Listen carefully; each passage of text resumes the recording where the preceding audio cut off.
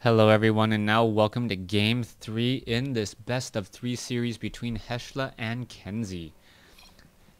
Taking a look at the map, gonna swap the titles as we have Kenzy, Heshla spawning as the orange Terran on the top right hand side of the map, Kenzy spawning as the yellow Zerg.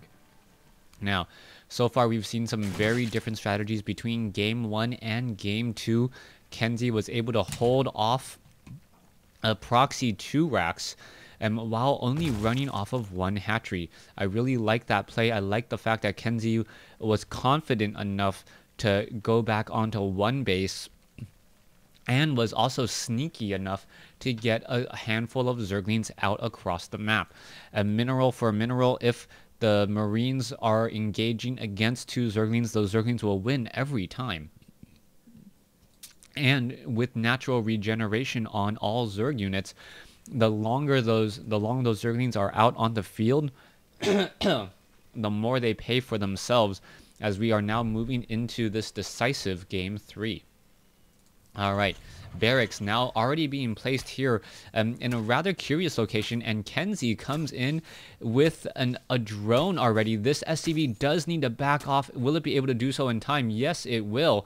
And this SCV, what is it planning to do? What is this SCV going to plan to do? It needs to get away, and oh, is able to barely slip away. Gets repaired 3 hit points, and after being repaired for 3 hit points, is now going to once again try and continue to build this barracks here.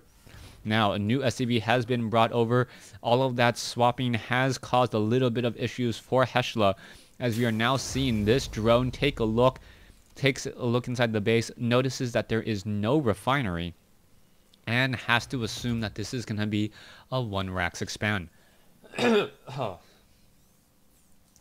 Coming back around, Overlord now getting into position, should be spawning a command center being placed down here in just a moment. Orbital command should be upgraded. There we have it, as the drone now trying to get off some easy kills on this one particular SCV. Oh, is it going to... Beautiful kill there, as the SCV survives with 1 hit point. I don't know how much repairing was going on that SCV, but it looks as though Heshla did get first blood, able to take it down, as the barracks now being brought back home, and not quite sure what to make of that. So he built that barracks in a very forward location, in a rather curious location, and it is now simply retreating. Perhaps expecting that Kenzy may be trying to do some sort of maneuver with 6 Zerglings and do a possible run-by. Heshla looking for the long term, winning Game 1 with 3 command centers and hoping to win Game 3 with 3 command centers with that economic advantage. These Zerglings, however, are not going to get scouted out for quite some time, and with that, Heshla may be in a bit of trouble. Supply depot is down. There is 1 Marine on the ramp. Zerglings now making their way over, and it is going to quickly be spotted. The Marine now trying to make its way up onto the high ground. Supply depot needs to be raised. More SCVs need to be brought down, and here you go. There is the engagement now. Marines and SCVs trying to fight off, as the command center needs to be completed. Here you go, the Marines and SCVs with Zerglings are engaging. Is it going to be enough there, as multiple SCVs have been taken down? 2 Marines better than 1, able to finish off the last of, or will be able to finish off the last of those Zerglings if they decide to stick around. No, they decide not to stick around, as we are now upgrading to an orbital command. Alright, Heshla is already behind, and Kenzy, with a 24 drone to 13 SCV advantage, should be able to capitalize on this and take the game has taken the early game, and we'll see how he transitions into the mid. Now Kenzy's options at this point, he can either drone up very heavily, which we are seeing, or he can just throw down a Roach Warren and try to push with a whole bunch of Roaches. The Roaches would be very effective against these low hit point Marines. Roaches are generally beefier, have decent range, only 1 less than a Marine, and are able to regenerate their damage, especially if you research Burrow.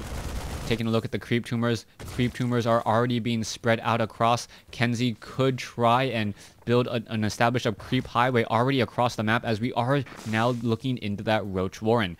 currently running on 2 gas only, 200 gas a minute, but that should still be plenty of gas, as a lot more overlords will need to hit the skies if we are going to see this Roach push. Heshla, now running off of 2 gas, only 2 SCVs on one of these gas.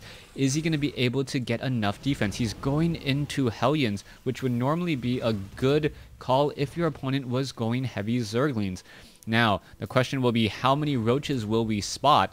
And if we spot a whole bunch of Roaches, 8 Roaches, how much damage are they going to be able to deal? 9 Roaches will be scurrying across the map. Kenzy already with 2 creep tumors this far out should be able to finish up this creep highway in a matter of minutes, perhaps getting all the way to the center of the map at about the 10-minute mark. Here you go, Roaches already being added, more Roaches being added here. We can see 10 Roaches on the field, as the Roaches are going to be going in a very, very roundabout way to get to their opponent. Hellions are going to spot this hatchery here, and I believe Heshla is not going to be expecting the attack straight up with these Roaches.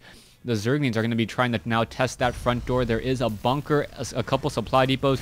Zerglings going to corral and take down these Hellions here. Is it going to be enough? No. They are now backing away as the Roaches can simply walk up.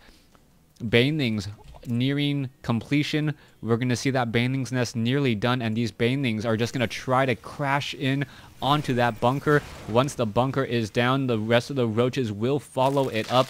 A very, very strong composition of units as Kenzy looking to put the final nail in the coffin. Here you go, Roaches engaging here. Beautifully done. The Roaches are now going to try and engage, going to deal a lot of damage to the bunker. And you can take a look, the Roaches just simply absorbing all of this damage, and Banelings are now going to be trying to bring up the rear. Here you go, the Banelings are now trying to push their way in, and how much damage are they going to do? Taking down multiple SCVs, and taking down a whole bunch of Hellions as well. Harvester count is now 40 to 30, or 40 to 33, as there's the GG, well played, good luck. Thanks for watching, thanks for listening, hope you guys enjoyed this best of 3 series.